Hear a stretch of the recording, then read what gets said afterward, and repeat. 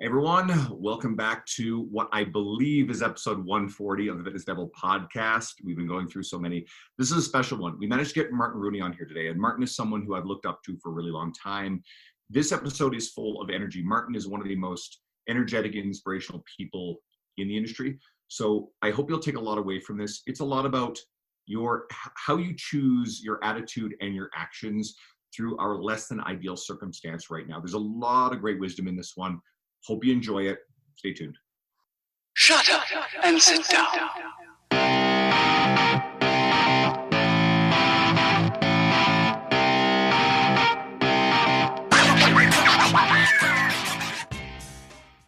Hey everyone, welcome back to the Fitness Devil podcast. Every once in a while, I get my hands on someone I consider an aspirational guest, someone who I've been following in the industry for a really long time. But, there's a lot of podcasts out there, and I've heard him talk lots. But you're never quite sure if he's going to have the time to talk to us. So we have the privilege today to have Martin Rooney for you. I got to meet and hang out with Martin in 2017 at Luca Hocevar's conference. Sat down, had dinner, and got to chat. But I've been following Martin for, my entire fitness career.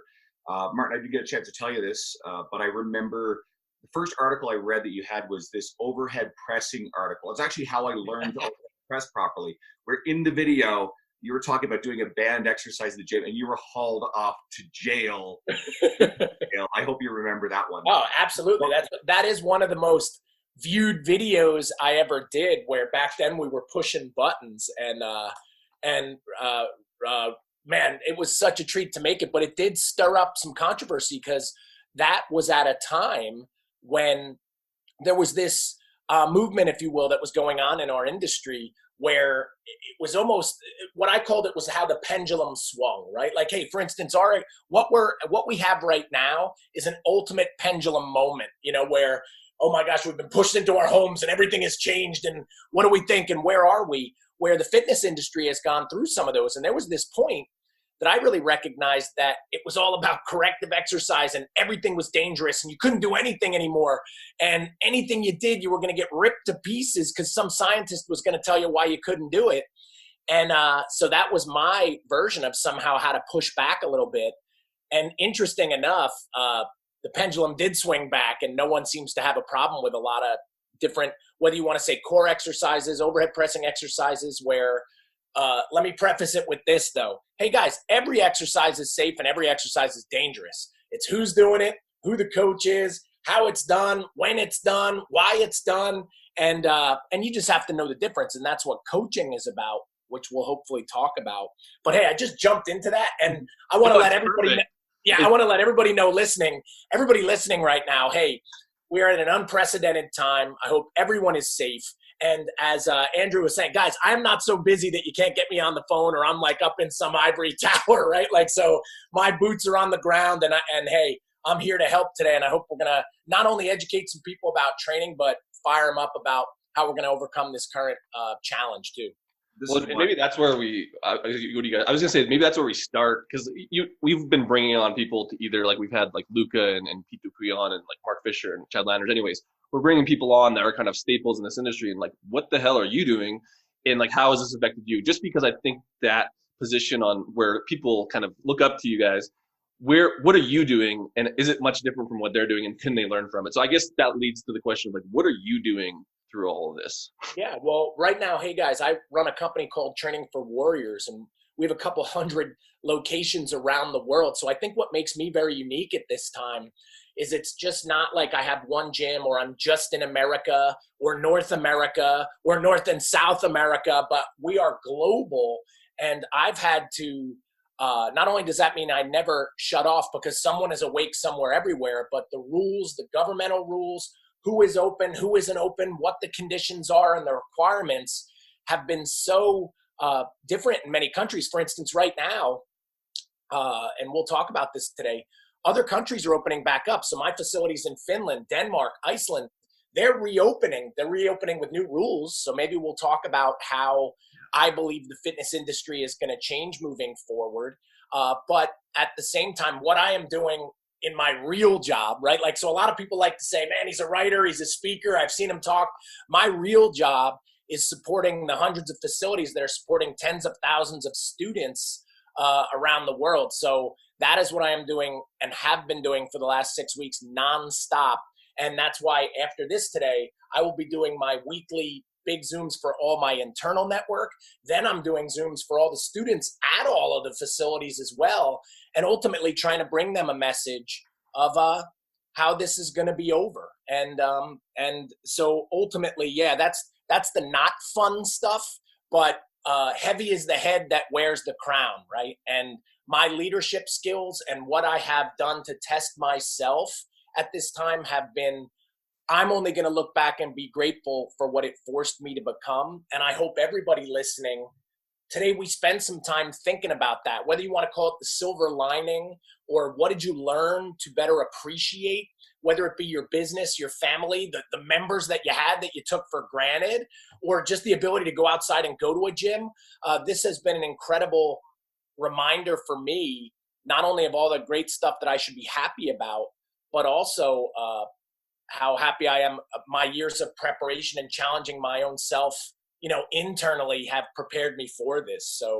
So maybe that's a glimpse, and a real acute or microscopic glimpse. What am I doing? Guys, I'm staying on a very detailed routine. I still get my 8 hours of sleep. I wake up immediately. I do my reading and I don't know if now people say mindfulness or meditation or whatever. I don't really give it a name, but I spend a lot of time each day trying to grow. And then I go to work, and I'm going to go to work hard, but then I'm going to spend a lot of time. I have 4 daughters. We're all here in the house and my wife. So I will also spend time with them. I will train. Guys, my nutrition, attention to food, because I'm not traveling as much, and my discipline in terms of my workouts, even though, yes, do I have the equipment I used to have? No. But man, I am pressing and leaning in, trying to be sharper than ever. So think of it as macroscopically, man, supporting my giant network and the people following me, trying to inspire and lead. But microscopically, I'm trying to lead myself and drive myself harder than ever through this time to see who I will emerge and what I will become. So let's microscopically thank your wife. She let you paint a room in your house yellow. I know it's the whole business. Look at that. And I got all my symbols up there. Well, I'm sitting right now in my office. I also call it kind of my dojo. And but you just said thank my wife, Dean. My house isn't huge, but here's the thing: this is the only room in the house that you would say a man lives in this home. Period. Like I don't have. You're not thanking your wife. That's where you're going. Yeah, there is not like one other area of something that's dedicated to me. And if I leave a sock out somewhere, I get torn to shreds. Where so this is a house of estrogen, and I just live in it, man. You literally just said on podcast, I'm not thanking my wife. This is my room. Yeah, no, but meaning you just said thanks, and it's like, dude, I'm confined into this shoebox where I can finally feel like I had a piece of this thing. Now, but hey, everybody here, we're doing great, and I couldn't be happy. And remember, guys, my wife is second in command at Training for Warriors, and she's been busier than ever too. So in the seriousness, working with a spouse can be very challenging. I don't know if people are listening and they have that, because a lot of gym owners and different stuff, it's a family, game, right? And so we've, man, this has tested us in many ways, and my children too, that we've been all thrust into our home. School is kind of over. My one daughter is a high level athlete, and man, sports was taken away this year, and she's getting ready for colleges, so we're trying to figure out how to navigate that. So for everybody listening too, I don't want to minimize or let anyone think for a second I'm going to sit here and be like, oh, it's not that bad, or this is easy, or whatever else. But see, I'm also not going to water negative thoughts in my mind, right? Like what I'm going to do is I'm going to focus on the positives, let those take deep root, and take action steps of what I can control.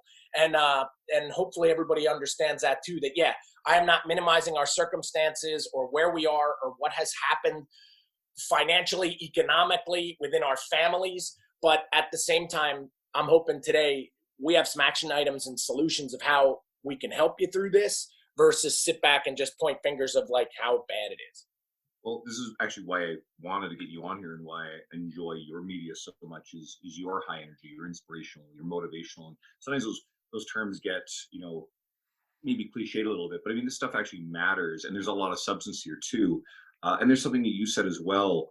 I think a lot of people I've talked to in my interactions have said that first week, as this started to cascade into worse and worse and worse was a terrible ball of anxiety and uncertainty for people. But after about that, people like myself started coming out the other side of it. And I think at this juncture, you have a choice.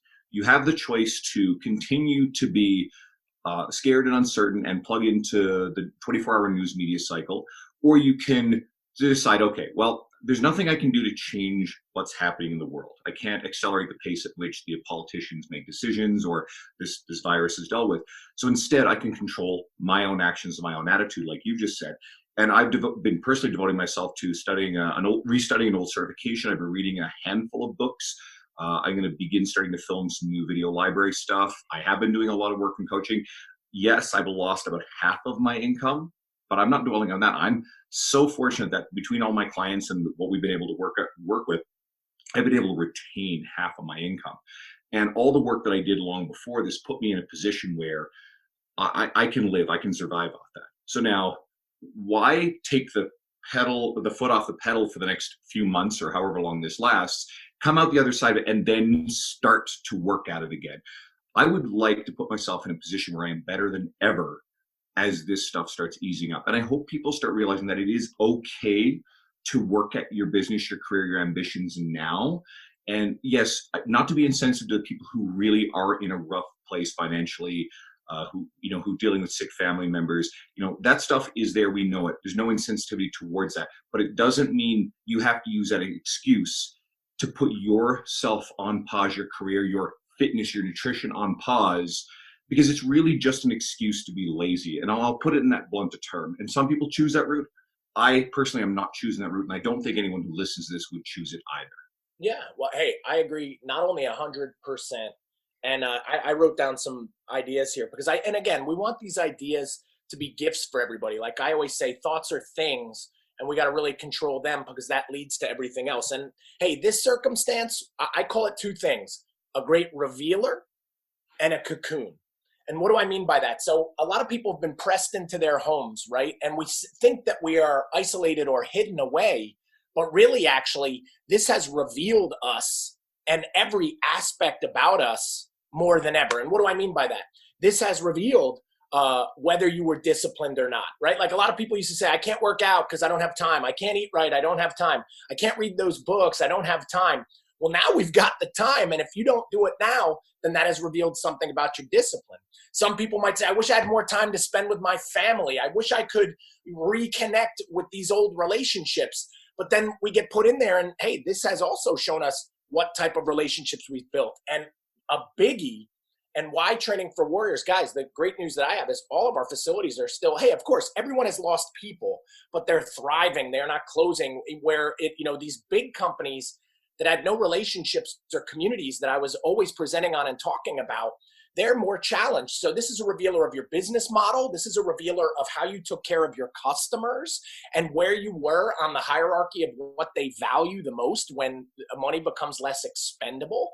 And so ultimately, it has revealed you. It has revealed your business, your career. And like you said, people can be taking a deep look right now. Were you doing what you wanted to be doing? There's this classic game called, where you play it and you say, starting now today, if I know everything I know, would I restart all the things I've done, the relationships, the businesses, my own habits? And now we get this incredible reset, like you get an opportunity to really look at these things. So what I would say I would agree. And if anybody is perturbed by the things that you and I just said, they need to hear it the most, right? Like if they don't want to hear it, oh, don't tell me that, you don't know where I'm at, this is wrong. Hey, then you're continuing to just say that, but you're not taking any steps to improve, right? So I said it's a revealer, and I'm looking at this as a cocoon. And you guys know me, I'm on the road a lot, I'm presenting a lot. Like I am not an animal that you cage. Like I have been caged up and I had to deal with that. And I went through the same things. I think there's going to be a psychological study eventually of that first couple week span of anxiety that you mentioned. Hey, we all felt it. I'm a human being too. Then I think everybody eased in and there was this period of calm and we all sent funny memes to each other and everybody was joking and it was great. And then now we've hit again of, oh my gosh, where is this really going to go? I think people are starting to get hit financially and see the differences, and the fear and anxiety is bubbling up again. And that cocoon idea, though, is we've been pushed into this. And when a caterpillar goes into the cocoon, there has to be struggle, right? Like it cannot survive if there is not incredible struggle. And that struggle leads to transformation. It becomes something better or different, not, different than it was before. And what I will say is when we emerge from this, we will be different than we ever were before. We will shake hands differently. We will group differently for a long time, but you get to choose. So I'm talking to the listener again. You get to choose who you will emerge. And this is very important. And you will emerge. Everybody has to remember that the most important thing we can talk about right now is that this is going to be over. It's already starting to change and shift in other countries. It's coming to ours.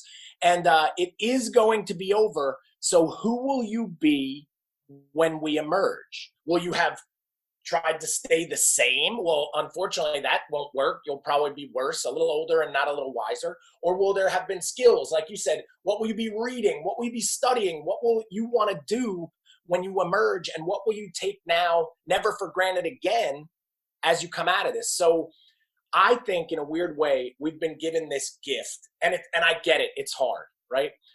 When I was a physical therapist, I would try to get my patients to understand this, that sometimes the injury, I know you can't get it now, but it's going to teach you something and you're going to be so happy for it later, right? Like, guys, I just watched this really cool documentary with my daughters called Unstoppable about Bethany Hamilton, the girl that had her arm bit off by the shark and then went on to be a world champion in surfing in spite of that, and how now she like swims with sharks. It took me to a whole nother level because I don't know if I could, pull that one off, I was afraid you were going to say Tiger King, Martin, and, you're more of the light. light. You're going. I was like, you did not watch that with your daughter. No, we're not watching that one in the house.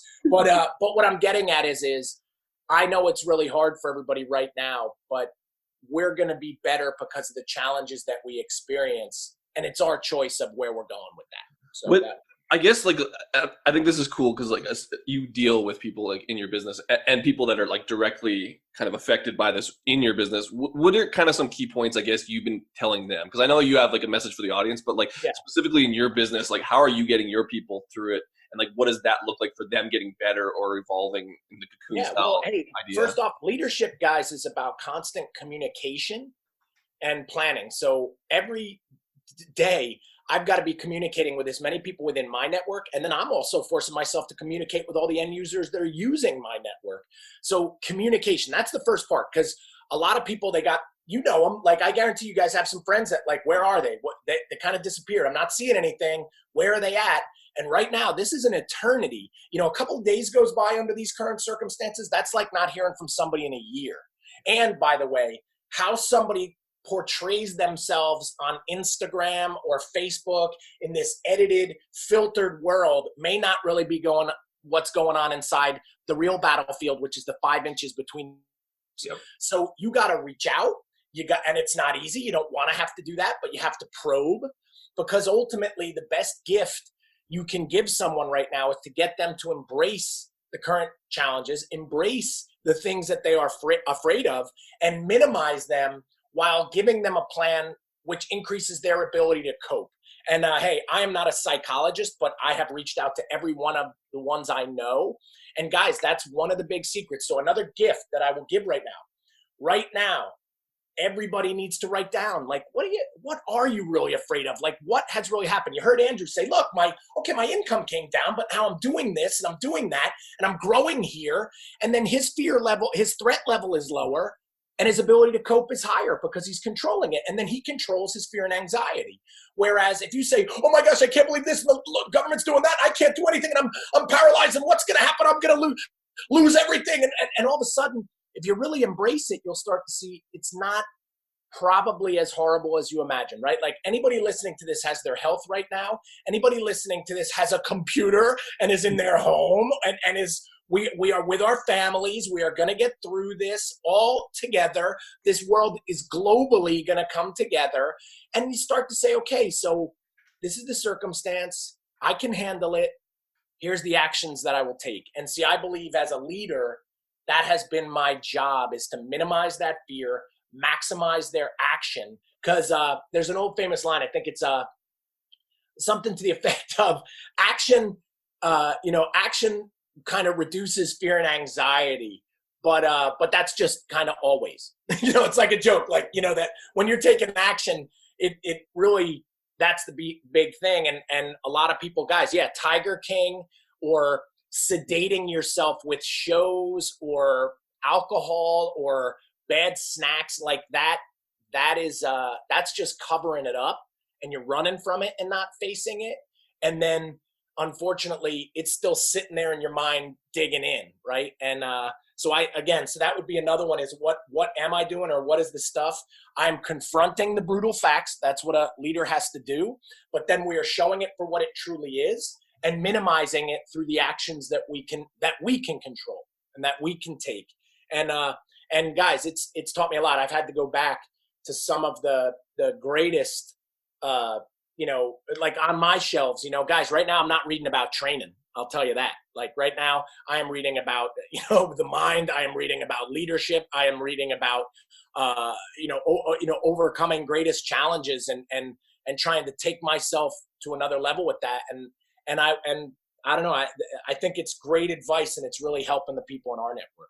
Well, we're talking about this, and we plan to mention, you just released a book just as this was emerging. So, even before planned that way, by the way. The book yourself, but I do, because I actually need to get my hands on a copy of it and read it. So I don't know if you want to tell people a little bit about what the book has, and maybe even what you've also been reading anyway. Like what are the leadership things? Absolutely. Well, hey guys, one of my biggest habits is I am a voracious, nonstop reader. I have been for over 25 years. Now, I didn't always have that skill.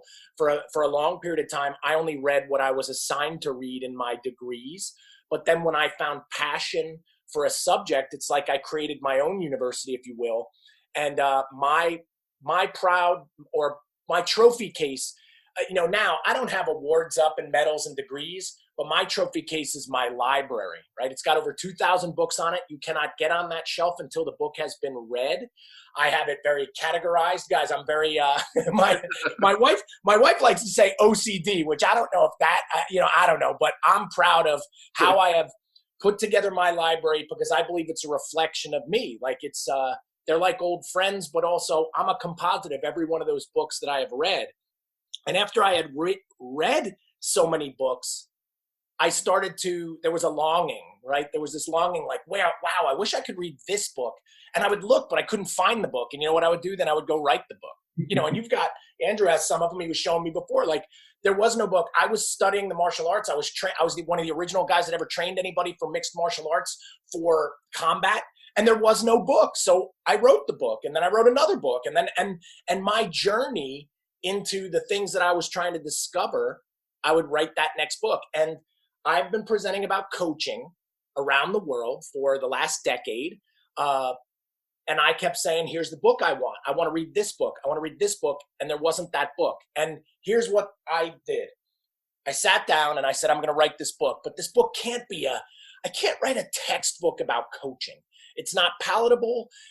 I know people don't read as much as I do. I want to write something that they will read it and they will finish it and they will have a sense of accomplishment, but they will go back to it like an old friend. Like that was the inspiration. And I want to use the material that's been the best stuff that has hit people in my courses, so that I've had a 10-year proof of concept that I knew they would love it. And what was interesting was the stuff that the people loved the most was the stories, right? Like, if anybody ever gets to listen to me, I'm a storyteller. That's where I'm good. And so then I said, oh my gosh, I'm going to write a story with stories within the story, and it's going to get this point across. And it was hard. It was a total departure, not just grammatically and punctuation, but to write in all these different characters and in their voice and what they would say. It was an incredible journey. And the minute I finished it, this is pretty cool. The minute I finished it, I was so in the zone when I was writing it. The minute it was done, I knew I had something. And I didn't have an agent. I don't have a relationship with a publishing house, or currently I didn't. And so I said, I'm going big. And I sent it into the biggest publishing house in New York that publishes this style of book. and I awaited my rejections, right? Like, hey, Chicken Soup for the Soul. I think they've sold something like 500 million copies, and they had like 1,000 rejections before they got it done. Dr. Seuss, 100 million copies. He got like 100 rejections for his first book. J.K. Rowling, the first billionairess that is an author, and she was a single mother on welfare, and she was getting all these rejections, and one of them said, don't quit your day job. And she didn't even have a day job. So I was expecting that, right?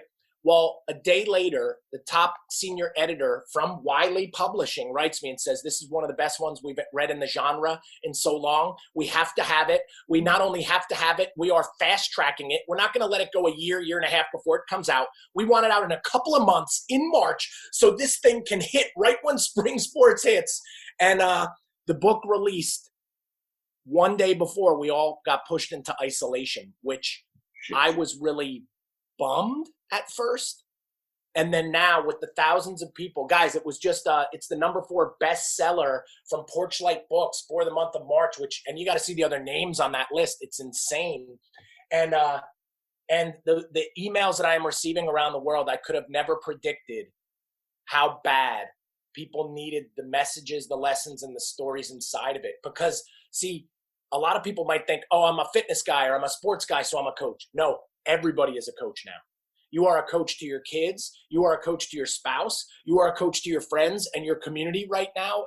And here was another, man, it's almost serendipity.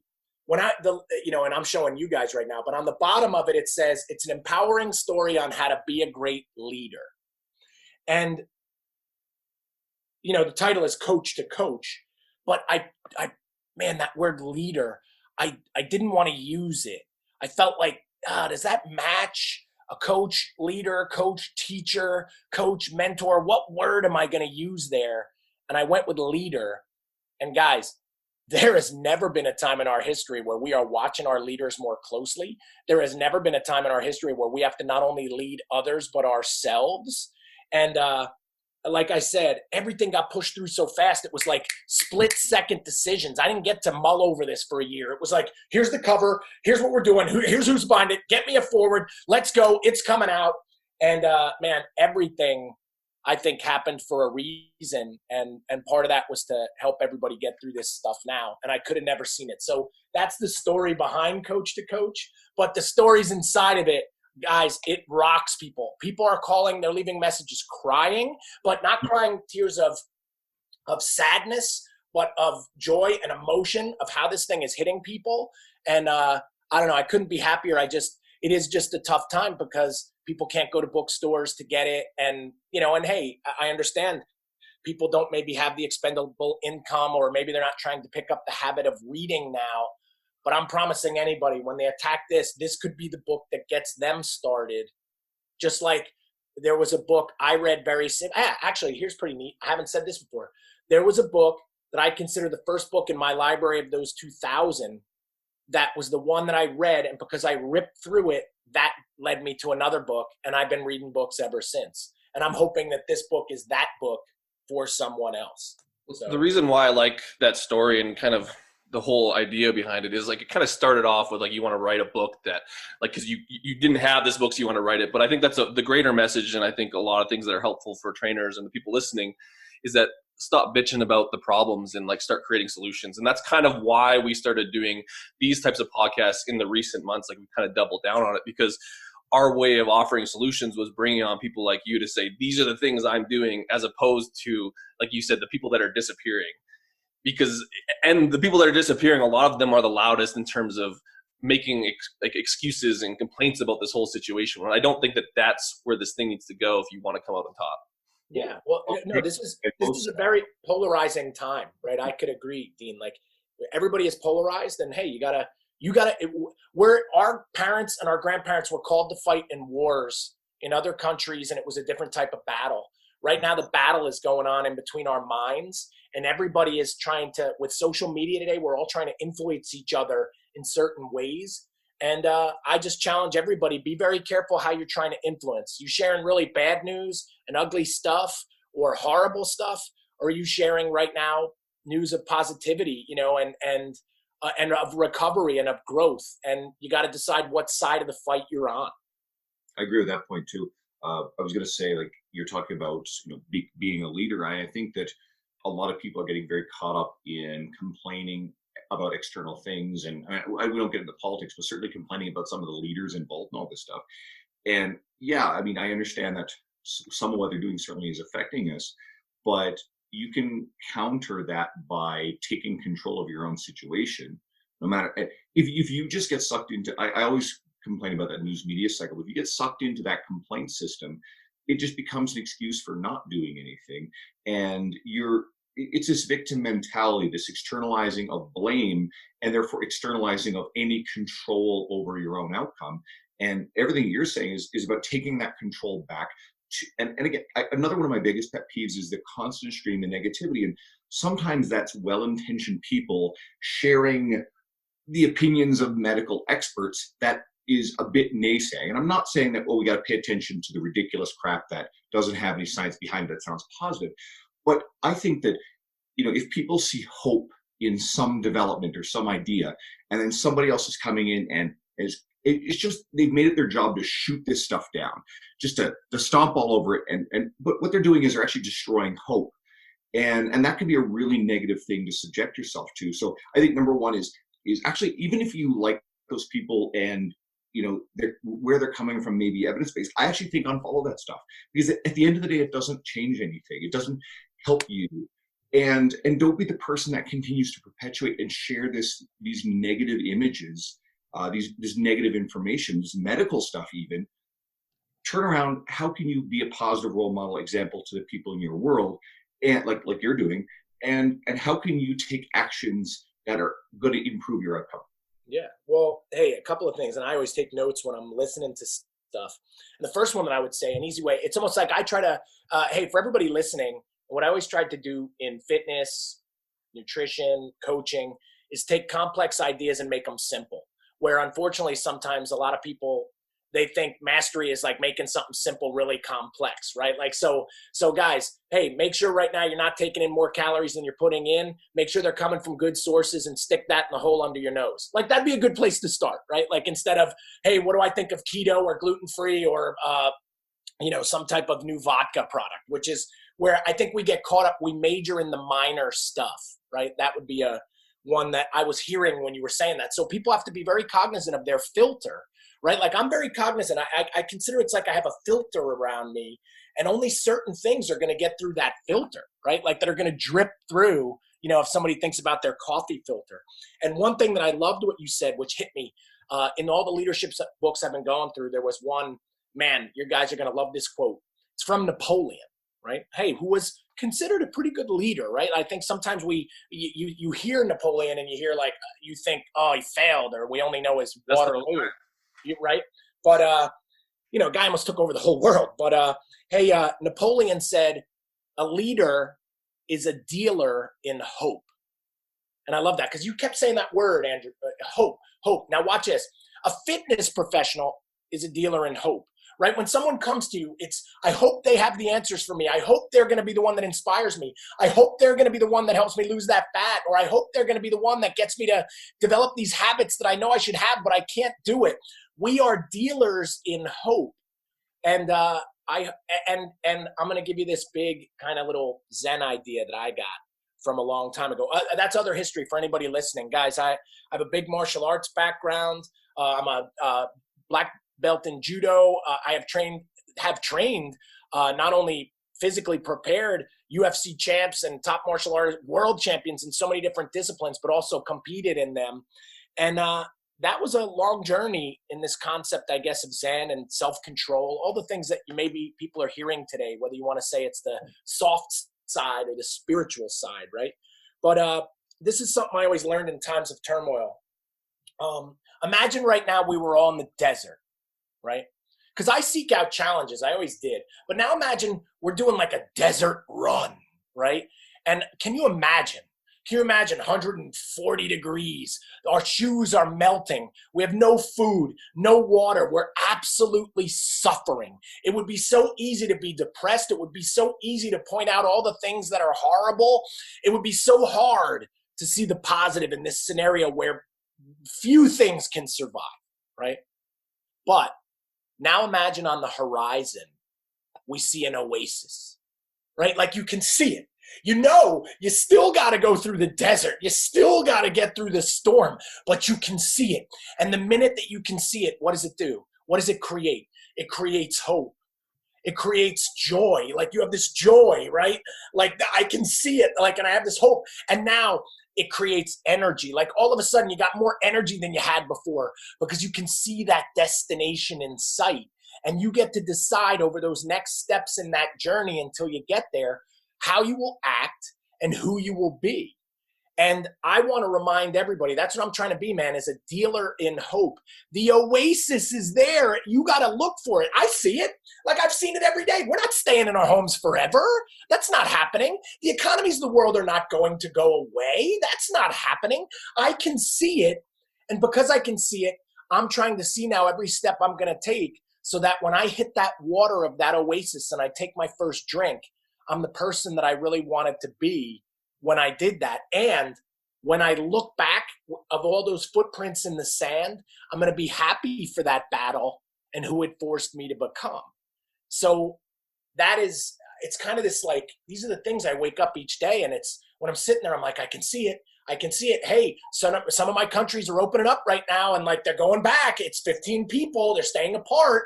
Maybe we're wearing masks, but we're going. I can see the oasis. Let us not give up now. Let us not fold or show our worst signs or how low humanity can dip.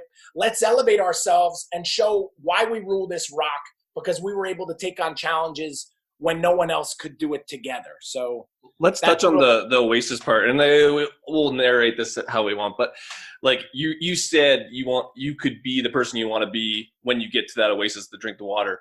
When we actually get there, we get out of this thing, this quarantine thing, and business starts to boom and the economy's, what are you going to keep around that you've kind of gained in this time, like that you think will be still as effective, or something you would add in that wasn't previously there? Yeah, well, here's what I would say, and I hope everybody appreciates this one. It's almost non-fitness, right, Dean? Because here's what's interesting. Like I told you guys, I'm leaning in. That's another one I use because I'm a track coach too, so I'm also a high school track coach. And I always talk about leaning in, man. Like I talk about, like, you got to lean at the finish. The person that leans the most at the start and the finish is often the athlete that wins. And so I've been leaning into my diet. I've been leaning into my reading. I've been leaning into my discipline. So that's like, I'm just on this journey forever, right? Like it's not a destination. That part isn't going to change. But here's one that I have to make a conscious effort, and probably has been the greatest silver lining. One thing, and again, it's part my fault, but part just how our world was set up, right? I have 4 daughters. They go to 4 different schools. They play 4 different sports.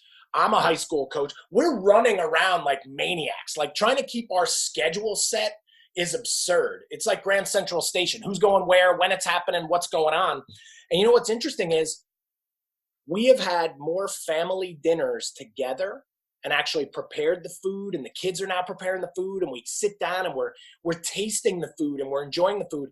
And then we go no tech at the dinners, and we're sharing these great experiences. So we'll have like it started off when we'd be going around like, what's our favorite movies? What's our favorite books? Tell us about a place we went. Tell stories.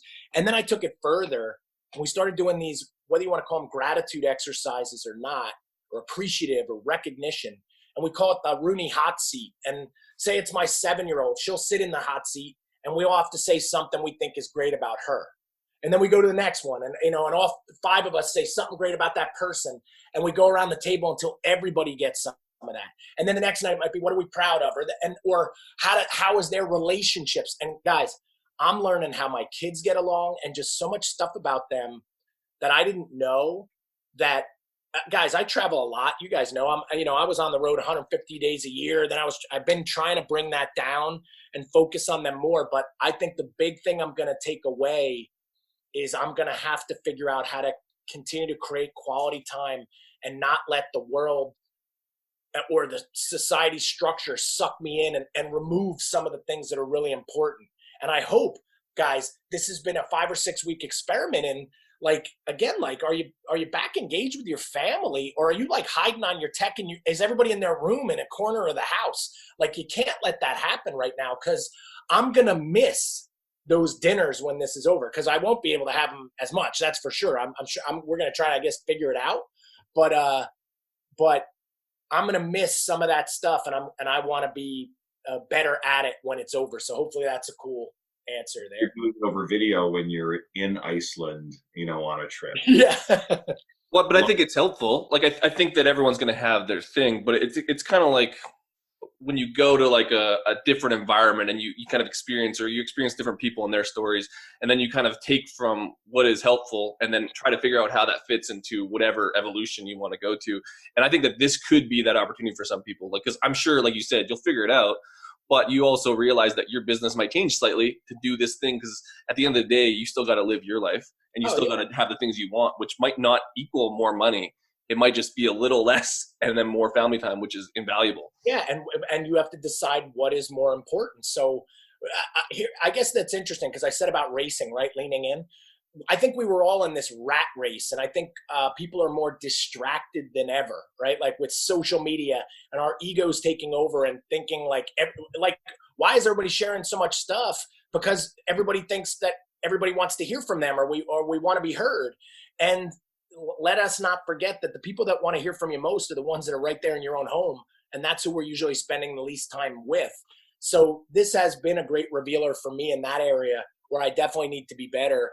And yeah, like you said, well, what is important, right? Like, remember, look at Andrew, you gave a big secret there. It's like, hey, my income has gone down, but I'm growing and I'm happy. So it wasn't the income that made you happy. It wasn't like money that fuels you. You are learning this lesson that other things fuel you: personal growth, experience, not material, right? And I think these are these things, if we all go deeper, we're going to understand that. I think it's always like, oh, like since I've written this book, so many people have written me and say, I want to write a book. And I'm like, well, why? And then they'll be like, because I want people to see that I wrote a book. Well, that's not a good reason, man. Like, it's not coming from the right place. So again, it's like, what was our motives? Oh, I want to write a book because that's the rat race. And I guess I got, like, to really be legit, I got to have a book. Well, like, is that either what you want to? And be careful of what you wish for, right? I tell people that a lot. Everybody always says, man, I want to be you. I want to be you. Hey guys, I don't know if anybody wants to be me right now. Right. Like, and I cannot imagine wanting to be a CEO of a major company. Like, guys, I got a lot of friends in high up places that are doing nonstop layoffs, and they got to have those conversations all the time right now. Be careful what you wish for. Maybe you should be really happy that you're in your house with your family. We got Netflix and all the food we need, and we're all of a sudden complaining like life isn't good, right? So I think today that is a big part of the theme is uncover yourself. Who are you? And that's the deep work, right? It's the hard work, but that'll be the stuff that pays off the most. So you really know who you are when you come out of this. So it's and hey, I never knew where we were going to go today when we talked about this stuff, but it's hitting some pretty deep. It's because I feel like we always peddle in this stuff as coaches with our clients. We'll just use that as a general statement. But I would say coaches and people in this industry are probably the worst at doing it themselves. Yeah. You know what I mean? And this kind of reveal, like you talked about a revealer, but I think that it'll reveal a lot of things that maybe we can add, and you can call it purpose, you can call it whatever. But I think that those things actually equal, I want to say, happier money in the end of it. And it might equal more money. And not that you have to think in terms of money, but I think it's cool to be altruistic and still have that reciprocal nation of having both of those things. And I think it's possible. But it's really hard if you're not doing things for the purpose, deeper than just, I want to write a book so people like me. Because both of those things equal, they might not equal prosperity in the long term. Well, and in the end of things too, if we really get deep, and that's the weirdest part is, guys, it all goes away, right? Like, we're only here, for a short period of time. Might as well enjoy it. And someday, the millions of books that have been written before, they all go away too. So again, it's what is really important and important to you versus what you think is important to everybody else. And that, dude, that's a harder battle to fight than ever. But one thing that you said, Dean, I took another note right there. I said a leader is a dealer in hope. And in my book, in the book Coach to Coach, we talk about that, but also the greatest way to lead or the greatest way to be a coach is by example. Yeah. So, hey guys, if you want to be a fitness person right now when this is over, or you want to be a whatever it is that you did, you better be leading by example and be the best one of anybody else. So I'm trying to lead my company by, guys, I am going to be stronger than anybody else so that I can bring them up. I'm going to eat better. I'm going to train smarter. I'm going to, like, everything is going to be razor sharp, and I'm going to lead by example so they have that, so that they really do have somebody that they can believe in and follow, and that creates that hope. Well, that's why we bring people like you on, because like you said, we can still laugh about how successful you are and blah blah blah blah, but you're still in a yellow room that your wife says get in there. Yeah, I mean, hey just guys, as normal as everyone else. Cut me and I bleed red too, man. Like we're all in the same stuff, and I hope everybody hears that. But here's something I hope everybody hears too, is why I would consider myself a really happy guy. You know, when you really dig deep into that weird word, right? Like happiness. There's been so many books written about that. And really, I'm happy because I get to be me every day. Like the real me. Like, so right now, this is the real me. And that's how I know people will feel it. Like I'm being authentic. I'm not saying things that, ooh, that would be the right thing to say. And it's not really, I don't do those things, but that'd be a really cool thing. Like I don't have any, here would be a good word. Like I don't have any misalignment with who I know I am and what I stand for, and then my actions and what I do. So that's integrity, right? Or authenticity. And this is a time to figure that stuff out too. Now, and I get it, guys. We are given a master class right now of some deep stuff. Like, and I didn't figure this stuff out in a day. One of the reasons I know all this, guys, is by making a lot of mistakes.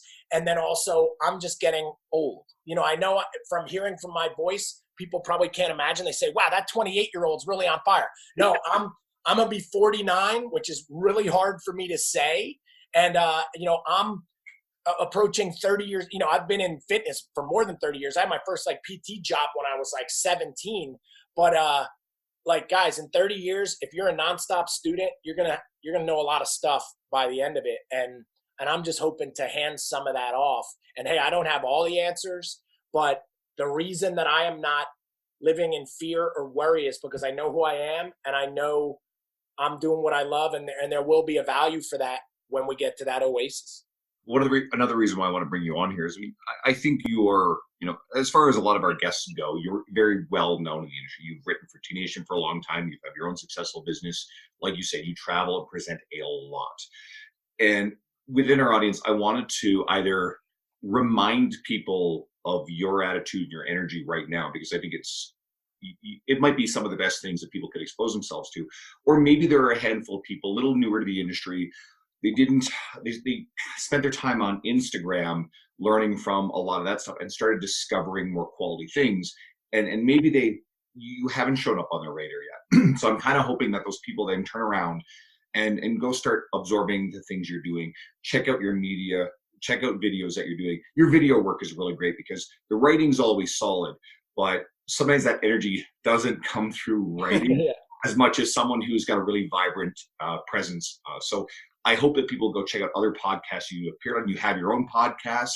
If I'm not mistaken, it's called Into the Roar, right? Yep, Into the Roar, which is on my wall right behind me. And hey, how, if I'm using the word right, apropos for this scenario too, right? Like, holy cow, my whole mantra of Into the Roar, and that's not new. Like my podcast is like 3 or 4 years old. That is this concept of you are going into the challenge, right? Like, so when that roar and that fear is right in your face, you don't turn and run. Like I mentioned today, you can't turn and run. Then it just continues to terrorize you. You got to go into it. You have to face it and embrace those challenges. And that was always my reminder where, hey guys, like when I open the refrigerator, I'll keep saying it. I'm human too. If there was junk in there, it'd be hard not to eat. But even if it was, I'm going to overcome it because I will embrace that is not who I want to be or what I want to do. So every day we are all going into the roar, but now way more than ever, right? And everybody has that decision, right? Are you going to turn and you're going to run from it, or are you going to go into it? Because I promise this, like if you go into the roar or into the storm, it's going to have less power over you, and it's not going to last as long, right? Because when we hit the oasis, if everybody turned and ran the whole time, and now you emerge less valuable and scared or changed forever in a bad way, that's going to carry on too, right? And you got to be able to let some of that go. Well, I think it's okay to say that. Like, I think Pete Dupuis was pretty vocal when he left. Is like, listen, these things are happening, and the top people in the industry are getting better, and they're going to be on top of this thing. So it's kind of nice for people that we'll call them up and comers, but people who are struggling here, like, you got to get your shit together, because there's a lot of people doing a lot of good things, and things are going to be better. And you want to be on that roller coaster on the way up. Yeah. Well, and here's another one, Dean and Andrew, and this is big too. Hey guys, and this isn't the like last challenge you're going to have either. Using as an example, one of the most difficult times in my life, and we don't have enough time to talk about all of them. Guys, I am from New Jersey. We lived right outside New York City. I got married in front of the Twin Towers because that was the ultimate symbol of my home. And 2.5 weeks later was 9/11. And guys, one of my best friends ever was one of the first people on the scenes, and I watched how that had affected him, and man, like, it affected the world and our business and this incredible challenge and what had happened to people, and how we have been forever changed from the simple stuff of like, you got to take your shoes off and cockpit doors are closed and there's a U.S. Marshal on every plane. If you saw somebody suspicious with a bag, you'd be all over them, to like, guys, just a lack of trust and a fear of terror for the rest of our, 20 years later. So guys, there are and then there have been stock market challenges. Remember the 2008 and the how everything crashed and people lost their homes. This is just one of many. Like, life is just a series of challenges that will come crashing on the shores of our lives. You will have injuries. You will lose your health. There will, family. There's going to always be challenge. So use this as a time to temper yourself like steel in the heat of this fire and get stronger, because there's another one coming, and I don't know, like, so I'm not like, oh, wow, when this is over now, it'll be perfect forever, right? Like, that isn't how it works. This is just one of the next ones that is coming. And this is our fight right now, our world war. And, hey, there's great, so many movies have been made about all the other ones, of all the great things and the amazing stories that happened during it. I'm sure we'll have this too. I'm just hoping this inspires people today, maybe to create their story. Something that's underlies all that you just said, because you're right, there will be other things. I mean, maybe in our lifetime, this might be the nastiest, let's hope, but I like the analogy, well, all these buildings are built to withstand the worst earthquake on record. Well, it wasn't the worst earthquake on record until it happened. Before that, there was a lesser earthquake. So sure, there could always be something that's worse. The tactics, the specific individual tactics, like, if we end up wearing masks in gyms for a while, okay, like, that doesn't prepare us for future contingencies.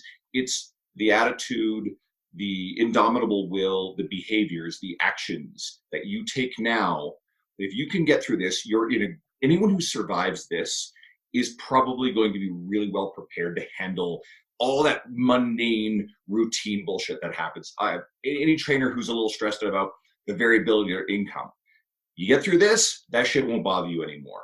And those embedded attitudes are going to be what will get you through the next crisis, if and when we deal with it, not the specific tactics. And we can far too easily get caught up in what are those specific little things, business tactics. How do we have to set up our business? Do I set up my trainers like to get caught up in, oh, we're going to make your income stable because we're going to set up monthly rates for your clients instead of session rate.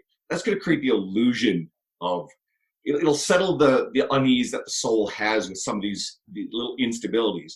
But that's not going to save you when that client who's on a monthly rate decides, oh, I'm not going to continue with you. So if you instill these attitudes, these behaviors, and it's education, that is your relationships with people, you double down on all those things that are timeless. That's the stuff that's going to get you through this crisis and the next one. Yeah, I love it. Like, you couldn't have said it better. So guys, yeah, like, because it is funny. Like, I'll get on these other questions and it'll be like, hey, how will things change? And that's when I say, yeah, like, maybe we may wear masks. Maybe we stay apart. Maybe we got to have new cleaning procedures. Maybe we're checking people's temperatures. We know all this. But the whole thing is, none of that. That'll all be the new compulsory. So like you said, who will you be and how will you run your business because that's what's going to be expected of everybody. So that's not some secret, or now that's your edge. And again, I'm just hoping that this really taught everybody about that the holes that were found in their business were not because they didn't wear masks or they didn't have enough hand sanitizer, right? Like there were already, whether you want to call them chinks in the battle armor or whatever else, the Achilles heel, that stuff was all there. This stuff just showed it off. And ultimately, a big thing I can say is a person's business and their family and their fitness, this is pretty cool, is it's a reflection of those things you talked about. It's a reflection of their discipline and that indomitable will and the ability to push forward and learn from mistakes and to grow. And this is the stuff, I think, that it was the heart that was beating this podcast today that we delivered, was like, that is again still the focus. And whether people want to hear it or not, I challenge you then. So if you don't want to hear that and I'm not going to take that serious, then I challenge you, write me back in a handful of months when this is over, and let's see how you're doing with the going the other way, right? And if you're not prepared to do it, right, because you're afraid, well, you better be way more afraid of competing against all the people that are doing it, right now. So that's something that also always drives me, is I create these competitors in my head that don't even exist, that I'm trying to compete against, so that, I am continuing to push myself forward, and better myself more than them, and that's, I came to that conclusion a long time ago. I started to say, well, who am I competing with? And I'm like, man, there's nobody. Like, it's just this made up specter in my head, but it's what drives me. Right. So I hope everybody, like, how are you trying to race forward again, using that idea, man, towards the oasis, because it's coming, and who you're going to be when you get there. Another thought I had quickly is this weekend coming would have been the weekend that I would have been going to Kansas City for the Fitness Summit. Would have been the 4th year. And it was actually the very first event 4 years ago that I went to. And actually, I met some of your people there. I met Luther and Molly. Yeah. They're from there. They're great people. And so and I get to see Luther every year. And so what happened this year, some of this stuff is merely on hold, right? I love traveling to these events. I was going to go to Luca's event in October. Who knows? Maybe that'll still happen. I got a feeling that maybe we won't be able to quite get there this year, where I met you again, 3.5 years ago. And there was a few others that I wanted to do. I had a Tool concert coming up here in but I went to Toronto in the fall before they announced the Edmonton one. And I got to go, and I had a lunch meeting with John Goodman and hung out with some of my other friends there, Carolyn McDonald and Louis Guarino, and I saw 2 Tool concerts. So I'm grateful for that. But guess what? There'll be another one.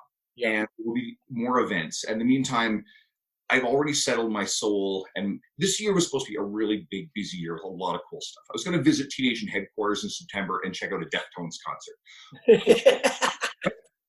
I'm seeing the combo always here. It's like, are you seeing that combo, Dean? It's like, hey, and people might not have another concert. I'll just lay that out. Like, that might not happen. So don't get your hopes up. I know we're talking about hope, but years from now, the concerts most likely we'll be going back to concerts again. Oh yeah, for sure. Yeah. And we'll get to go to conferences. In the meantime, there's going to be virtual conferences here. I have to go and talk to Dean Somerset and John Chung, our partners, in an event that we are hosting here in Edmonton in September. And haven't made an official decision, but it may be very challenging in September to have a gathering at this point. So we're going to probably explore the idea of doing it virtually. And so I have to talk to each of the guests. I've talked to somebody like Jordan Syed, I've already mentioned to. We were going to fly him up here. He's down to do it virtually if we end up doing it. And I know Brian Cron will. And Somerset's obviously a part of it. So there are ways to look at all these bright sides. And all this stuff that I was excited about this year, it's just delayed, right? It's still coming.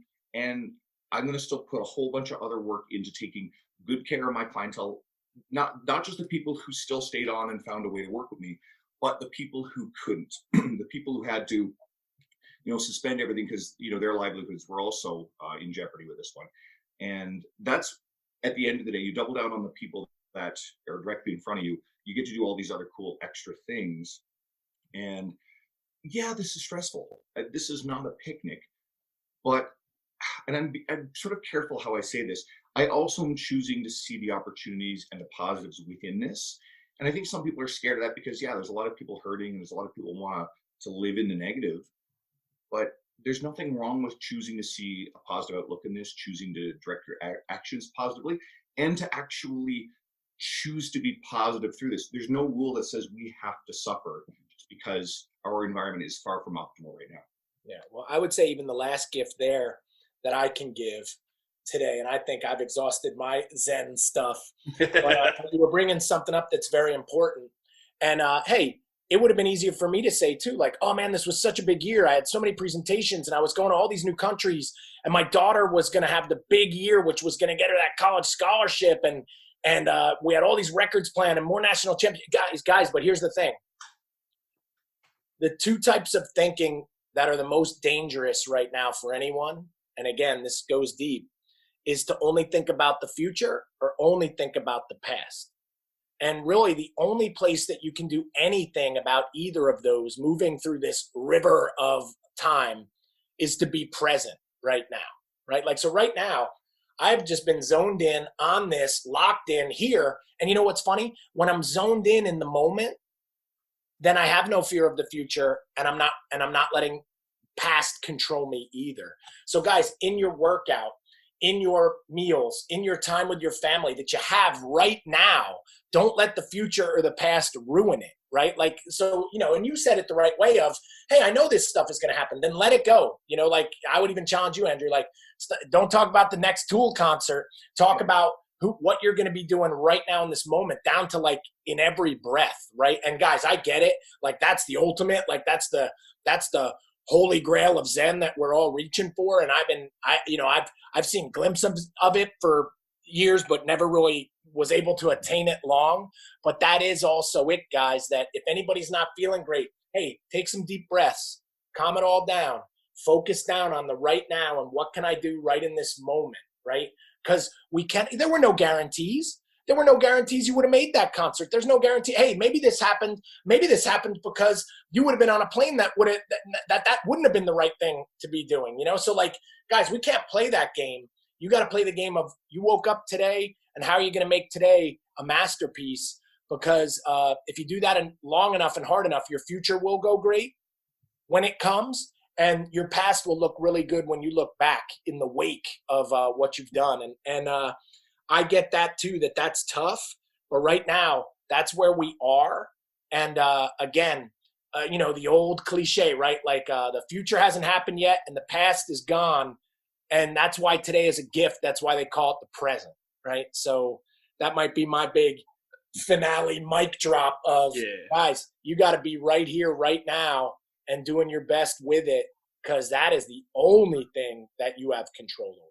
If anyone wants to actually take that type of thinking and go a little further with it, I got a feeling that in this library of books you've read, you've probably read Eckhart Tolle's The Power of Now. Yeah, I mean, I've got all his books, but what I would say is he came much later. You know what I mean? Where, guys, I got over 100 books just on Zen alone, trying to solve that. Like that, there's something called the Zen cone where it's like a riddle that you mull over your entire life. And kind of my Zen cone is actually Zen itself and trying to figure it out. Because I'm this high-powered, guys, there's a saying about me. They say Martin Rooney has two speeds, either a ferocious or asleep. And it's kind of like when I'm ferocious, I'm trying to find it. But when I'm asleep, that's when I'm trying to attain it. So it's like, so yeah, if people hear me speak, they may not hear a deep guy, right? They might hear a high energy, Tony Robbins-esque kind of theme, but yeah, I'm always trying to dig, just way down there to try to solve the big mysteries. And those books, they're the hardest ones in my library to understand. You want to like reading about like exercise, that one's easy, right? Like reading about the depths of your spirit, mind, body, and how they all unify into that moment, that one's tough. Let's I was gonna say, like, I think we leave people with that. But where do people find you? And I guess where's the best place to kind of consume what you got? And then just put a little plug for your books. I think that'll be helpful. Yeah, well, best place to find me, guys. Hey, social media, like everybody else. I am the Martin Rooney on Instagram, and I'm always putting. Here's what I would challenge you: don't just look at the cool picture. Read the stuff that I write too, because there's some deep stuff that goes with it. Facebook as well. Hey, LinkedIn, I'm on there too. But I have two websites, trainingforwarriors.com. You can learn more about our company and our system, but then also coachinggreatness.com, where that's more like kind of the coaching philosophy and the stuff there. But the new book is called Coach to Coach, and all my books, the major ones, are available on Amazon. You can check those out. But at this time, Coach to Coach would be the ultimate that I could recommend, because I'm telling you, it's a story you'll read in a couple of sittings. So many people have said then they've reread it again. And these are people that say, I haven't read a book in years. And they rip through it, which was how I wrote it. And I'm telling you, there's so much hidden gold in there, because, guys, it's a game. I got a lot of Easter eggs in that book. You got to dig them out. And it'll hit each person in many different ways. So that would be, I think, best way everybody could thank me for my time today is, hey, check that one out, because it'll be a gift that keeps on giving. So you get it directly from your website? Just curious. No, I don't. So these are with major publishing. Yeah, these are with major publishing houses. So these are not self-published books. So I'd have to buy them for the same price as everybody else. That's how that works when you go with the big ones. So for everybody listening, when you do a big book, it's about their ability to distribute and their ability to get the book out to the world, which is much harder for a self-published author. So I knew this was a book that needed to be in the hands everywhere around the world. And for me to be like filling out shipping labels and mailing them, it wouldn't have happened. So you give up some concessions when you do that, but at the same time, because I've been proven in the industry, I had total control over the process, and I couldn't be happier with not only how the book looks and feels and how it came out, but how now it's, even in our troubled time. I mean, right now, Australia and the UK, everybody's getting it now. You know, like it's still shipping and landing, where I think I would have had it if I had done that myself. It probably would have been impossible. No, fair enough. I really appreciate you coming on. It's been great to catch up. Like I said, everybody, I don't take our bringing you on here lightly. You are someone who I found a great deal of inspiration from over the years in my fitness career. And, early on, I learned a lot of the fundamentals, like all this high energy that everybody's hearing, this coaching stuff, you fundamentally are incredibly strong too. So there's a wealth of information in your entire library. And I'll finish with this thought too. If you're someone who's very early in the stages of their career, even someone like Martin started somewhere, and all those things that he's accumulated over his career are an accumulation, a library of things that he put pen to paper, figuratively or literally. And, now we have a great opportunity to get started on some of that stuff, because, if you don't start on that road now or work a little further on it, there's no chance that someday you'll be on a podcast being talked to with the same kind of reverence I'm speaking to you, Martin. So really appreciate you taking the time to talk to us. Good luck at everything.